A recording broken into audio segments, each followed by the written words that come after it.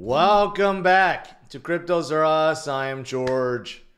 We're all George. So, good morning, all. Welcome to another market open stream. And today we have a big Bitcoin buy signal. That's right. One that hasn't been seen since 2023, since when Bitcoin was still at $25,000. So this doesn't come very often. So let's talk about this and let's talk about everything else that's going on in the world of crypto today. All right, let's do it. Well, let's get the screen up first. Welcome, guys. Bitcoin is still holding steady at 69,400, and there are so many bullish things happening right now. The fact that we are holding right below 70,000 is absolutely fantastic, considering we have that big bullish buy signal happening. Okay, and today, you know, the U.S. market is opening up in the red, so that's not good, not good indeed. And even GME is going down. So Roaring Kitty and even the clout that he has is not working on GME right now, even though there was an updated screenshot of his portfolio posted, and his call option went from minus 5% to plus 76%. That's kind of crazy. And now he's made 52 million from yesterday's pump. But still, a lot of people are not happy about this because it does seem like he's trying to manipulate GME, sort of. But we'll see. We'll see what happens. That's the biggest thing. That's the headline news on CNBC. That's why I thought I'd cover it. But anyways, today is a red day, but not for Bitcoin and not for crypto. Okay? And you know what? Those pesky ETFs, we're going to get more of them. More and more of them. And the ones that we do have in the U.S., man, they are FOMOing, salivating hard, okay? BlackRock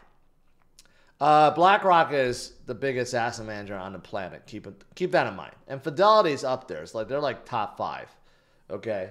And look at how much inflows they had so far. In fact, Fidelity, 56% of everything that they bought this year is Bitcoin.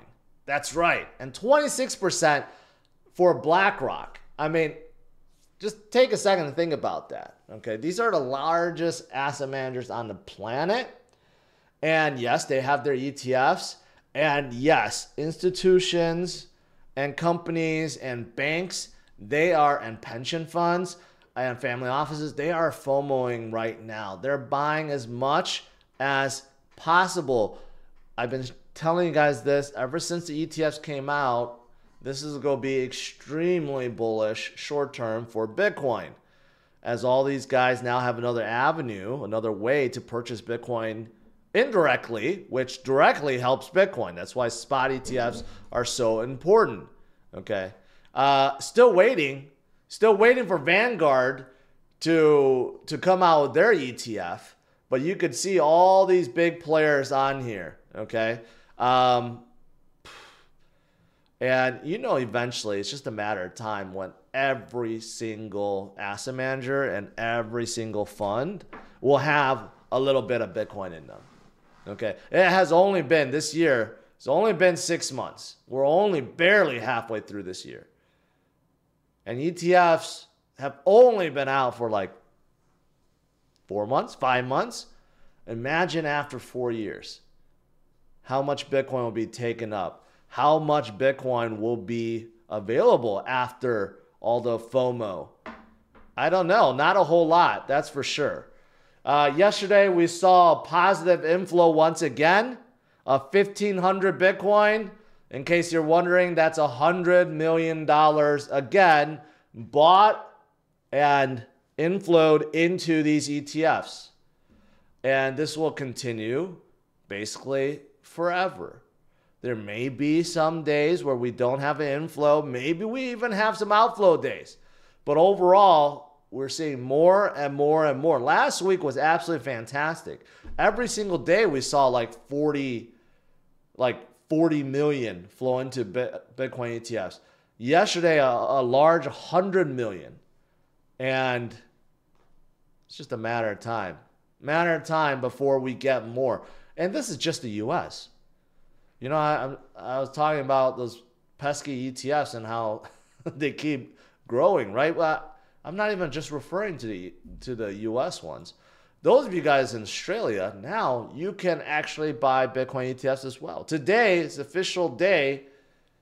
Okay, actually, I probably started yesterday, last night, because Australia is like, I don't know how many hours ahead of your US. But yeah, Australia now has ETFs too. And not only that, Thailand is about to get Bitcoin ETFs too. Do you see a pattern here? Everywhere around the world, okay, everyone wants Bitcoin. It's the digital currency, okay, that crosses all borders. You don't have to worry about conversion and conversion rates and any of that, okay? You go buy Bitcoin and you can send it anywhere across the world almost instantly, and it's the one currency that hedges against inflation, the ultimate hedge against inflation. That's why the whole world wants it. It doesn't matter if you're in Thailand or South Korea or Europe or America, wherever, okay? Everyone wants a piece. And in relation to these ETFs, it's not just everyone. It's not just retail investors, okay? We're talking about the largest companies on the planet. They want a piece. That's why we're getting ETFs, right, around the world. So absolutely fantastic. But what about this huge buy signal that I hinted at that hasn't flashed since 2023, since Bitcoin was $25,000? Well, that relates to the miners and something called the hash ribbons, okay? Now, this is a very good signal, very good indicator, actually, because, again, usually you don't get this until you see some kind of capitulation, okay? This is basically just measuring miners and whether or not they are very bullish or they have sold off everything they have and now it's become bearish for the miners. And that seems kind of weird, but you know, miners sometimes they do have to sell, right? Because they're mining all this Bitcoin. Sometimes they have to sell. Sometimes their inventory is quite low. Sometimes they can't sell because they're actually in the red because Bitcoin, let's say, for example, drops below a certain price and that costs more than what it, or less than what it takes to mine, right? So there's a process there for miners. They have to adjust periodically. Now, of course, they would love to hold forever, and some of them do hold a lot of Bitcoin. But still, there are certain situations where you can measure their, again, kind of like the ETFs, their inflows, outflows, and all that stuff. But someone has noted, you know, this new signal that was created not too long ago, back in 2019.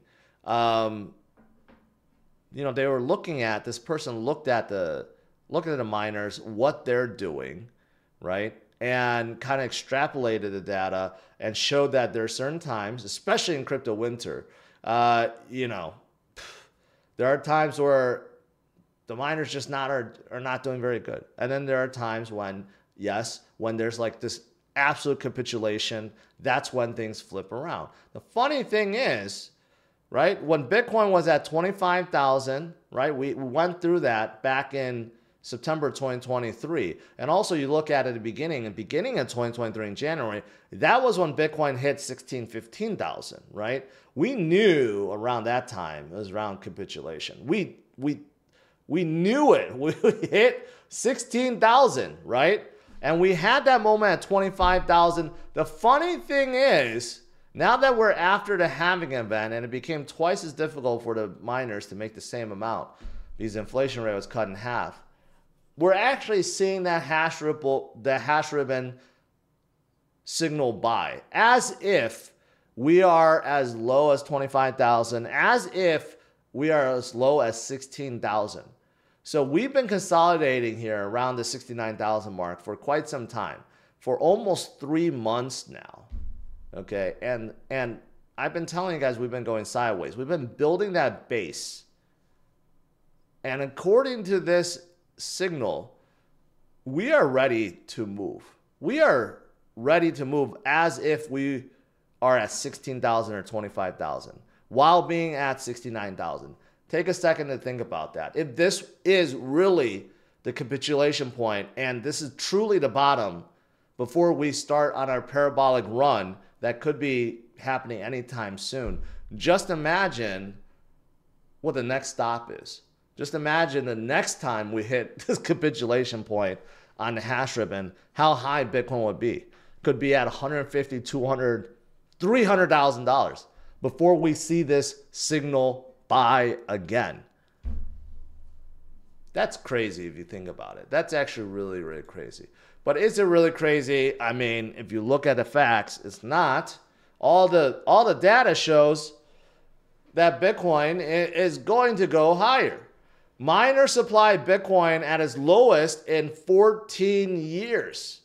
If you look at exchange supply Bitcoin, also down to pre-2017 levels. Why? Because of all the massive FOMO I've been talking about. Where are all these ETFs buying their Bitcoin from? What if Coinbase turns them down? Where do they buy from? They buy it directly from the miners now too. There's only really two sources for OTC.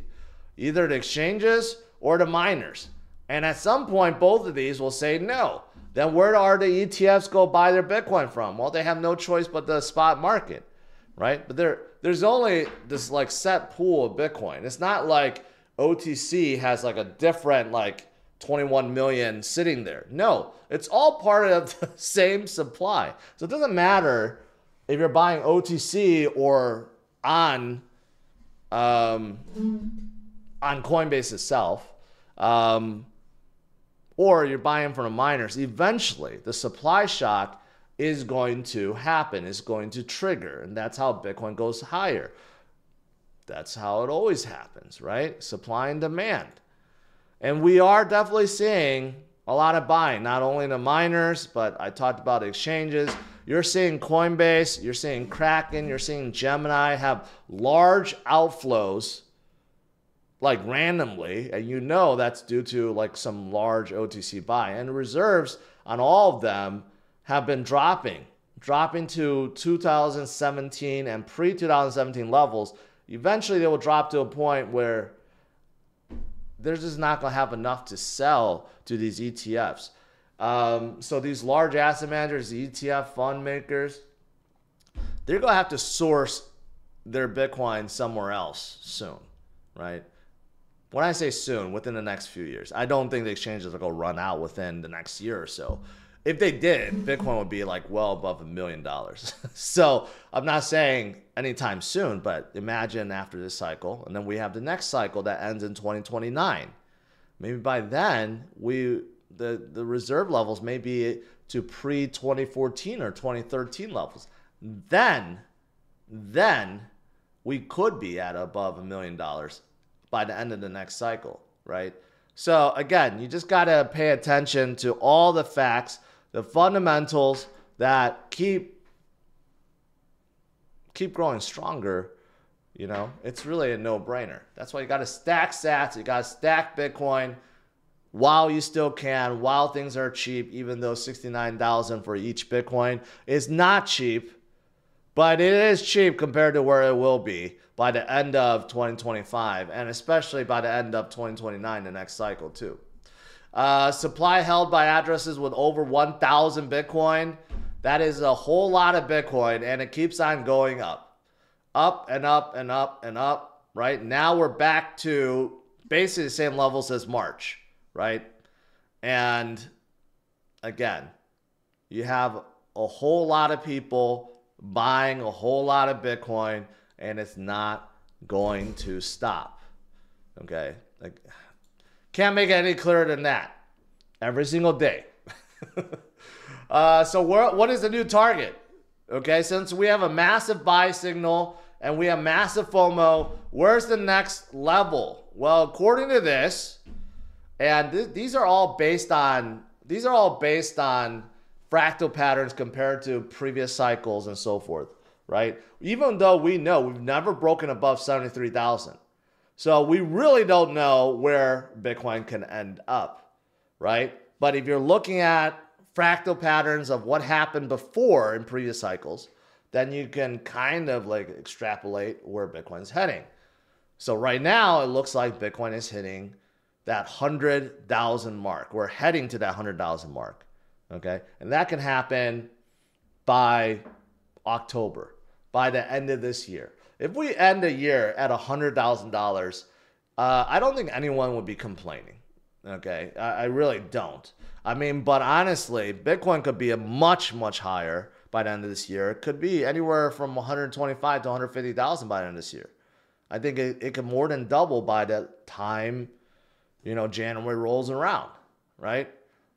We know that when Bitcoin moves, it moves very fast. When it doesn't, it may seem like it never moves. We have seen periods like that before. Most of you guys watching have been through 2023. That was just last year, okay? 2023 was not like 7 years ago. No, it was last year. A lot of you guys remember from January all the way to September.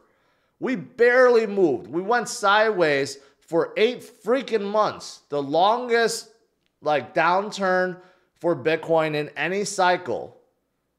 Yeah, that was painful, okay, until it wasn't. And in September to March, we never stopped. We went from 20,000 all the way up to 73,000 in very short time. We've been sideways now for 3 months. And maybe we go sideways for a little bit more. But when we break out, it's going to be mind-blowing once again. We will hit new levels we never ever thought would happen or even be possible. And then it becomes a norm once again. And then we go sideways a little bit more. And then people then get used to the level. And then we wait. That's how it always is. So this next level that may push us to 100,000 could be right around the corner, right? And again, looking at what has happened before, the same patterns are repeating, okay? It's just the dollar amount is much greater now. We are really following the 2017 cycle. We're following almost to the T, okay? And if we're following the same pattern, I don't think we're gonna have the same kind of gains, because if we did, it'll be crazy. Bitcoin will end up being at 660,000 by the end of this cycle. So that's a little crazy. I don't think we're going to get that high. But can we break into 6 figures? I definitely think so. Can we break into maybe $200,000, $300,000? There's a chance there. Now, to break above $500,000, man, FOMO has to be so wild and everyone's buying Bitcoin. There's a chance of that. But again, we are following the same pattern as before. It's really no different. It looks almost identical. So history doesn't repeat, but it tends to rhyme. And it's rhyming almost identically right now. And then last few things. As for Bitcoin and shorters, if we break 71.3, there's 800 million shorts waiting to get wrecked. And that's going to happen. It's going to happen soon. Okay, at this point, I still don't know why people dare to short Bitcoin. The surest way to lose money is to short Bitcoin, right? And when we break above, then we get that short squeeze, and that may help us propel to wherever we need to go. 75, 80, 100,000, it's definitely going to help. And the higher we go, the more shorts will be liquidated. All right, and then outside of Bitcoin, what else is going on? Just a few little things. This is kind of interesting. Worldwide searches for on-chain on Google hits all-time high. I guess it's like a new crypto term. It has been around for forever. But I'm actually quite surprised that, look at that. People are searching on-chain that much now. It's kind of crazy, but It also isn't, because you have a lot of dApps and wallet makers and exchanges talking about on-chain. For example, Base. Base ecosystem TVL hits all-time high, right? But what does that have to do with on-chain? Well, obviously, because Coinbase. Base is a chain. And even Coinbase, who's behind Base, they're coming out with new wallets. They already have a Coinbase wallet, but they're coming out with a smart wallet. But you notice the buzzword on-chain. The easiest and fastest way to bring people on-chain. I need to start saying that more, because it's like not in my vocabulary. It's not natural for me to say something's on-chain. But I guess that's why. So that's why you have a lot more searches. That's good. That means people are excited and want to learn more about what's going on chain, right? So that's good. Probably because of memes. Brett, the biggest meme on Base, has now hit 1 billion in market cap. That's kind of crazy. I still remember, well, when people told me about Brett, it was really pretty high. It was like 200 million or something, 200 or 300 million. And I'm like, it's already too big. And now it's even bigger. Now it's at 1 billion market cap. That's just crazy. Real crazy. And then Floki. DWF Labs to purchase 12 million of Floki from the treasury. And I don't know why. I don't know why. But, I've always faded Floki. Never really took them that serious. And I had one of the PR guys on my Spaces once, and I didn't like what I was hearing. But you know what? I got to give them props. They are doing very well with this meme run. A lot of memes have been doing very well, and Floki is one of them. So good for them. Good for them. All right. Okay, that's it. Let's do some Q&A.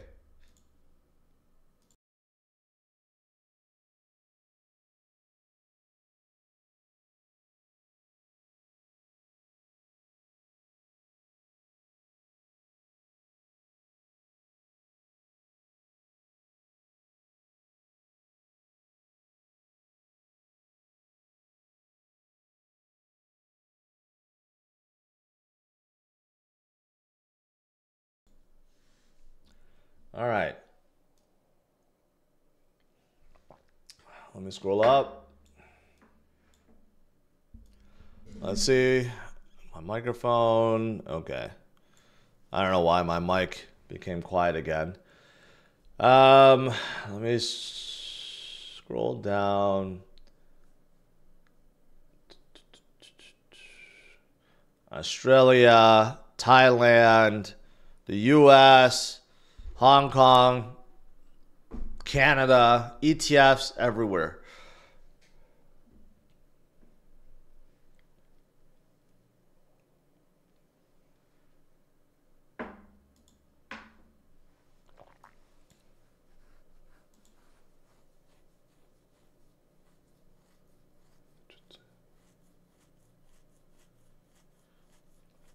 Tom's in the house. BNB all-time high this month or nah? I don't know. Could. Let's add. I used to have this, and it always resets. From all-time high. Let's add that in there. BNB is only 6% away, just like Bitcoin is. It could happen. Bitcoin breaks above 73, BNB will. I mean, here's the thing. Again, people get so bearish. Bitcoin is above its 2021 high. We're at 70,000 basically. We're 5% away from our previous high, and yet there are still bearish people out there. That doesn't make a whole lot of sense, right? And this week when I go through my DCA portfolio, I think you guys will see. I think it's going to be higher than last week. And people that have been DCAing for years, they're getting rewarded. I guess the people that are bearish are the ones that have been FOMOing toward the top. But again, even if you've done that, you just DCA long term and you bring the cost average down and you're fine. You're golden. But last week, last week, you know, I was seeing so many negative comments. And I'm like, man, people need to be stronger.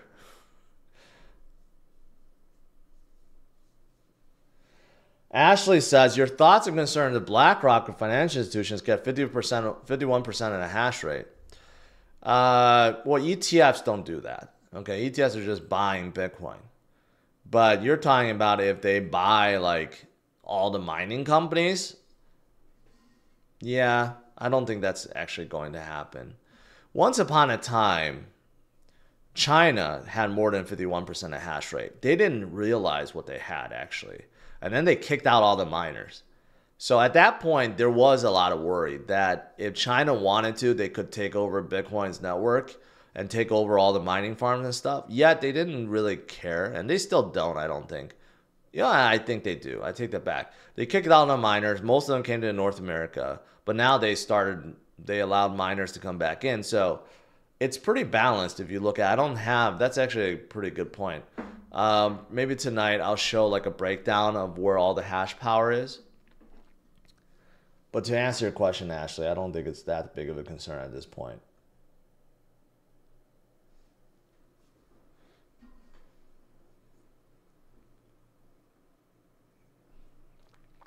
Tom, I've always said Binance is bigger than people think.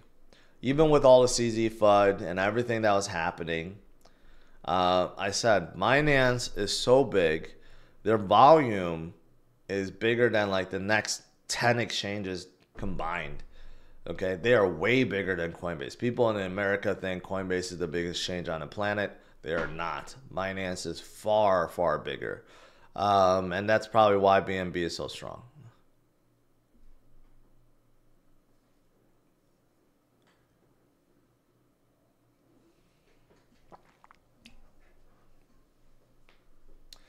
That guy.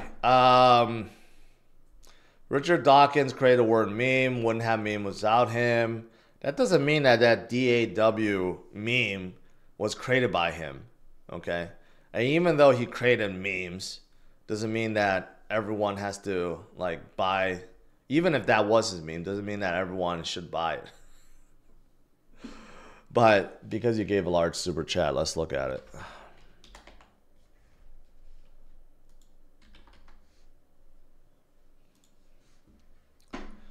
173K market cap, and it's been going down and down and down and down and down. Yeah, this is I'm sorry, man. That guy. I'm sorry. This is a dead meme. That is not coming back. So, I appreciate the super chat though. Jewelry Affairs is asking, what do you think about XRP? You know what? I saw Brad Garlinghouse on stage at Consensus. I was too lazy to go wait for him and actually try to shake his hand and get a picture. But yeah, he was saying something like XRP ETFs are inevitable and they will come. And, you know, I don't know. I'm more bearish on XRP now ever since they announced that they would come out with their own stablecoin. Because between their stablecoin, their new stablecoin, and them going public, I really see no reason why anyone buys XRP anymore. So there's that. But if their SEC lawsuit, they have one final one that they're trying to win against. If they win that, you probably see an XRP pump, you know, temporarily. They are still down 86%. Here's the funny thing. They're down 86%, yet they're still at number 7 on CMC. That's actually quite amazing if you think about it. And that $3.31 was all the way back from 2018. 2018. XRP Army have the strongest diamond hands on the planet.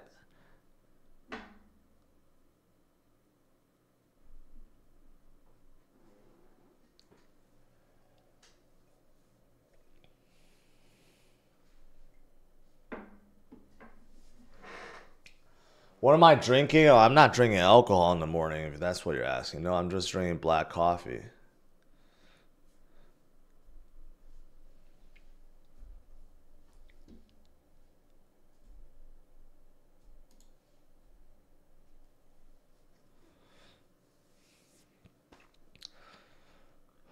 New meme could be Nutty Monica's. Whatever Rat Pack said, I don't know. If it's a new meme, I'm not gonna look at it right now.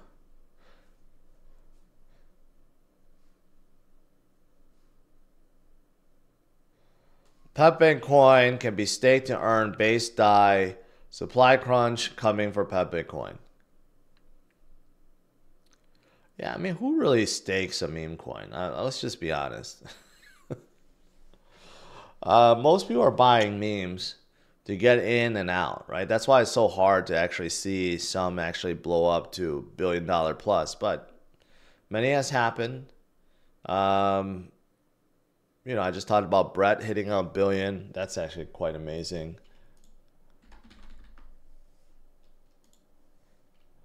$1.1 billion is taking a breather right now.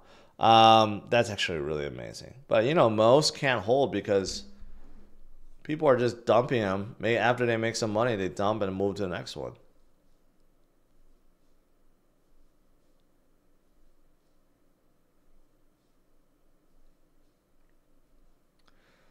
What's going on with AVAX? No one talks about it. There's nothing to talk about right now. Let's see some of these. Emfer is 50 million. This is all on base, by the way.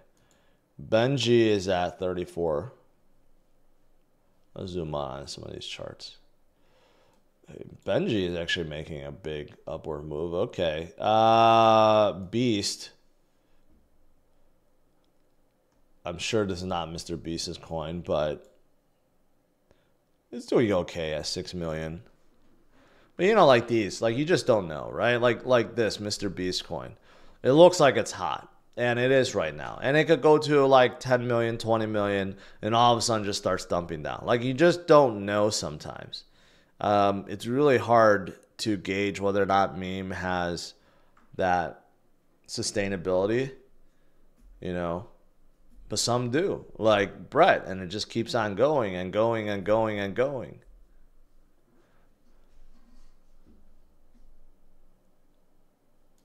Bolt.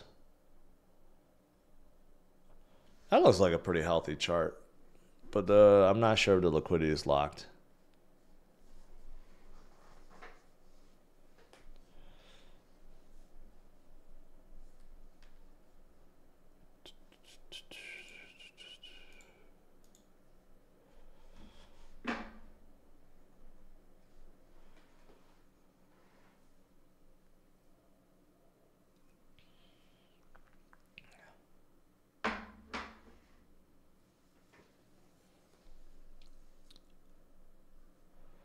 Why are we not talking once about dog on BTC?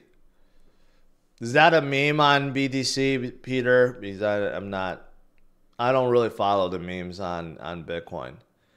You know, in my opinion, I just think Bitcoin should be a store of value. I don't think, you know, I don't, a lot of people are excited about like the programmable language.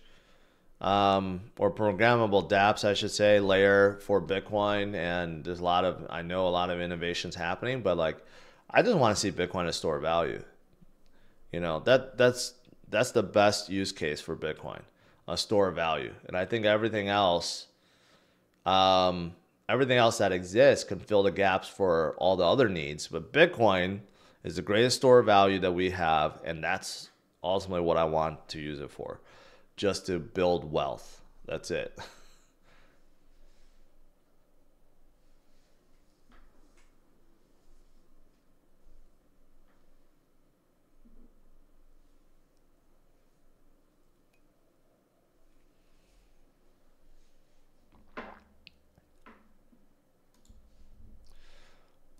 Yeah, looks like we're going to break through 70K once again today. I mean, it's funny, last night I was covering how it's been 80 something days since our previous high of March.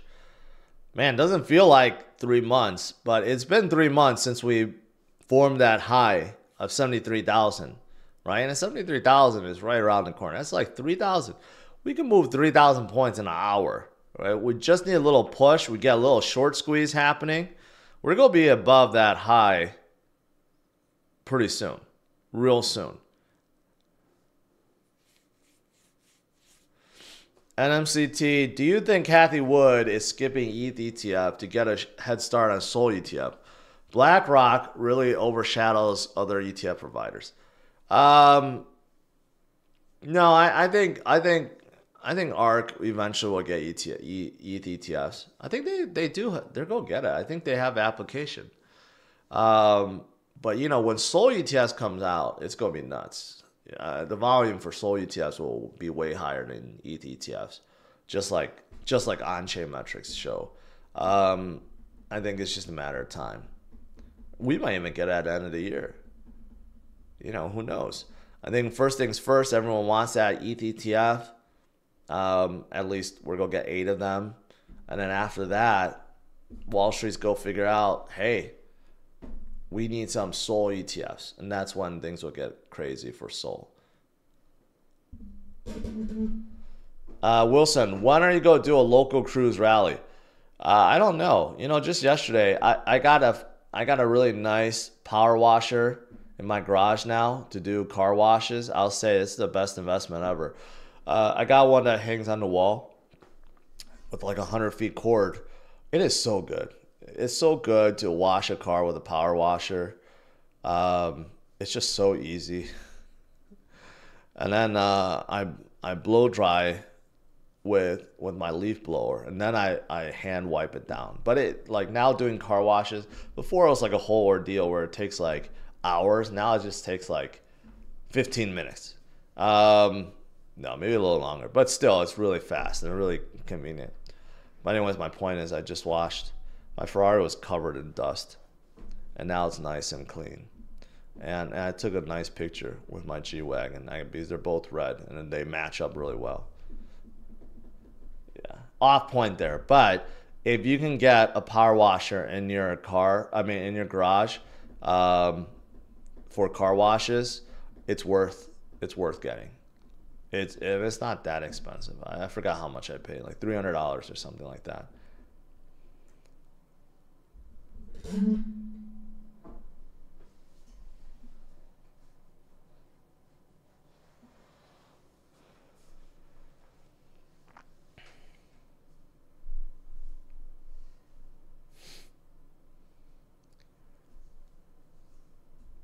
It's electric. It's not gas. I mean, you don't want some crazy power washer to destroy the paint of your car, right? So it's an electric one. Shakester says, we in Toronto and surrounding areas are not allowed to wash our cars in the driveway up to 50K. That's just ridiculous. That, you know, I don't know what's going on with Trudeau. But people complain about the U.S. and everything that's going on here. It sounds like Canada's like much worse. If you live in a country or an area that does not allow you to wash your own car in your own driveway, there's something wrong there. Okay, that's when you probably should think about moving out.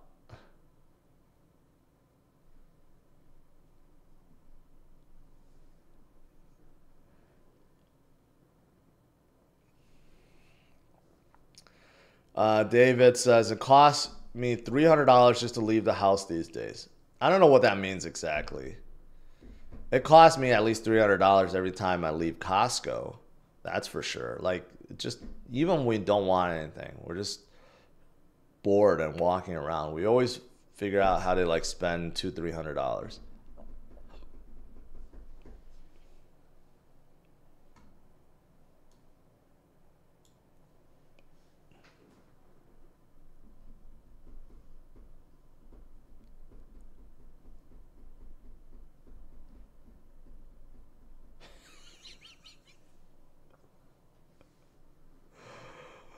Canada is awesome, said no one ever. That's funny. I need a way to showcase like the questions I'm answering. I gotta change my setup. I'm using OBS right now. I may have to change the StreamYard, because that's the only way I know to like highlight things that you want to answer. Mozart is asking Mavs or Celtics. I'm rooting for the Mavs. I really don't want to see Celtics win. I can't stand Boston.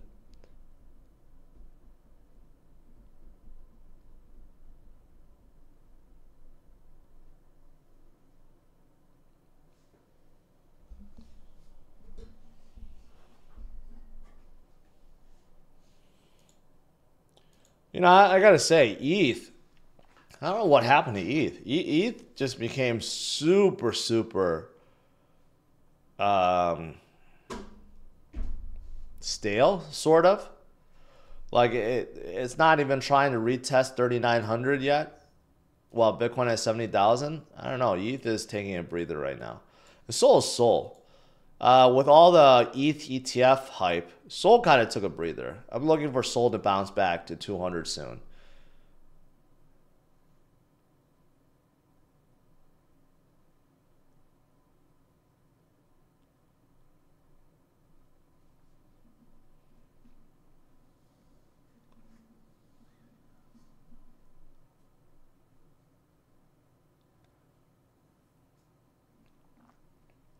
We are discouraged to wash our cars on our driveway here in Sweden also. Apparently, a lot of the bad stuff gets into the drain, which should mostly be used for rainwater kind of. Yeah, I don't know, man. I don't know. It's just soap, okay? Like, I don't know what other chemicals, like, you're just using soap. I mean, when you take a shower, you use soap. Like, yeah. I can't imagine living anywhere. Not that like wash my cars all the time. To be frank, before I got this power washer, like I didn't hand wash a car for like probably years. So it's not like that's like my daily routine where I have to wash my car. But still, to not be able to do that just seems wrong to me. To not have the freedom to be able to do that. So, yeah, just my opinion. Lars asking what power washer. I can't even tell you the name, but if there's only like a certain brand. There's like one brand I saw that I bought on Amazon, but it's one that you hang on the wall in your garage, so it doesn't take up any floor space. It's a really nice compact unit, 100-foot length cord, plenty, all the accessories, the car wash bottle, all that stuff. It's it's really nice.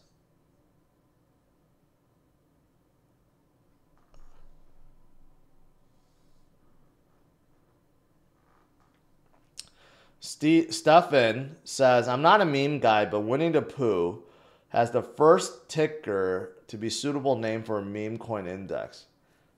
Pooh has been around for a long time. What do you mean the has the name to be suitable for a meme coin index? What about Cock? I think Cock has a suitable name, don't you think? Um, there's so many like names out there that could be on a meme coin index. I don't know about Pooh.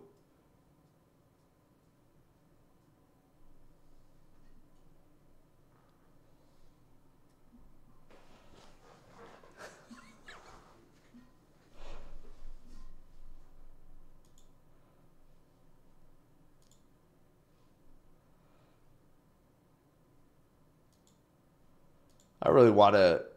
I always go back and forth on this, but I think if I created a meme coin, it would do very well. With all the things I've been saying, all the tips and tricks that I know, um, I think if I came out with a meme coin, it would explode to $1 billion. GameStop is not doing good.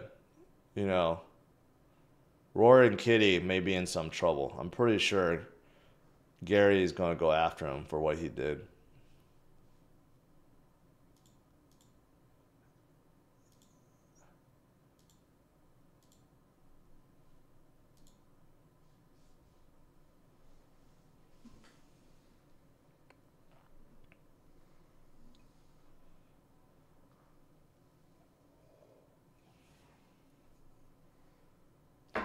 Are you still strong on Gala games? No, you know what? The more I hear about Gala, the more I don't like them. You know, one of the major games on Gala games is Spider Tanks, and they just posted how bad it has been with Gala. Threats from them, taking their treasury and spending it and wasting them, right? And, you know, Gala still has the founders suing each other. One of the founders holds more than 50% of supply. Their music thing is absolutely going nowhere. Their movie business going nowhere. Gala just seems like they're a complete mess. And they accidentally got to where they are now because of the 2021 bull run. So I can't say I'm bullish at all on Gala. I'm more negative on them than anything.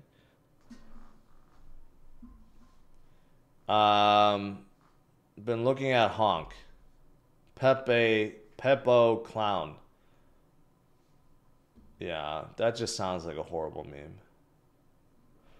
I did look at Bearcoin yesterday, Thomas. I couldn't believe that it was at 250 million already. That's actually pretty crazy. Why is that all red? The chart actually looks phenomenal. I don't know what happened here. You got a whole bunch of people to pump it or something. It's been going sideways for a long time. Well, not sideways. It's a little upward movement, but something happened. Some kind of like show group or something, or market maker decided to pump that yesterday.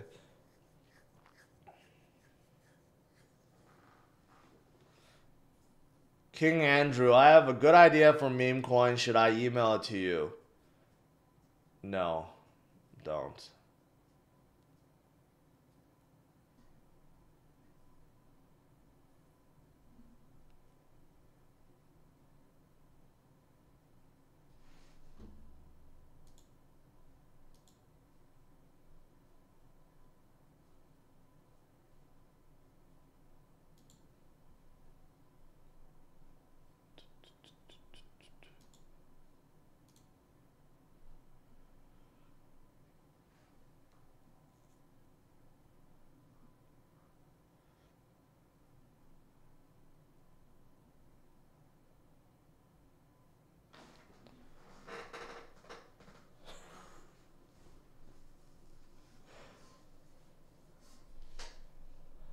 All right, guys.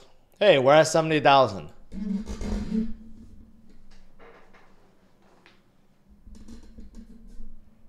Willie says, do you still believe in a supply shock scenario? It's not happening. What are you talking about, Willie? I just went over how the miner supply is at a 14-year low. Exchange supply is at a 2017 low. And you still don't believe. Like, I don't know what else I can say to convince you. Supply shock doesn't mean that there's zero Bitcoin to go around immediately. Okay, there's still a lot of Bitcoin out there, but more and more is being eaten up by ETFs and the whales and retail investors. That's why the price goes up.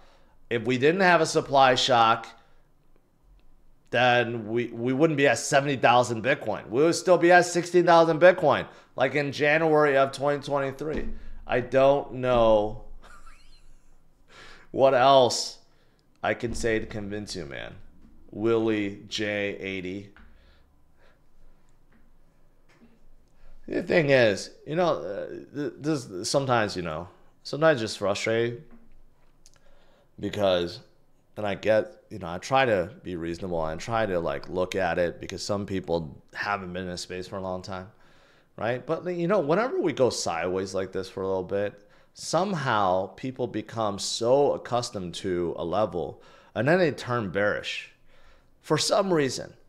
Like, how could you be bearish at 70,000 right now? Like, come on. And say that Bitcoin's not going to go higher. I mean, you know, how about we just zoom out a little bit and realize that, yeah, we went from here, okay, under 1,000 to where we are, 70,000, right? Like, I don't know. Sometimes, this is why I talk about retirement, okay? Like in 2025, we go up 10x, my portfolio goes up 10x, Bitcoin is at like 300,000. That's when it's retirement for me. I had enough. Call it quits. I'll let you guys deal with the naysayers. All right. Smash it a like, subscribe to the channel. Bitcoin buy signal confirmed. One that we haven't seen since $25,000, guys. All right. Stay strong, stay focused. I'll see you guys tonight, 8:30 p.m. Central Standard Time.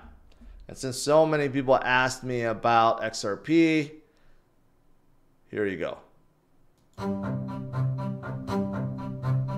What do you think about Ripple? Well, I mean, I think it's too centralized, but I definitely want to meet Chris Larson.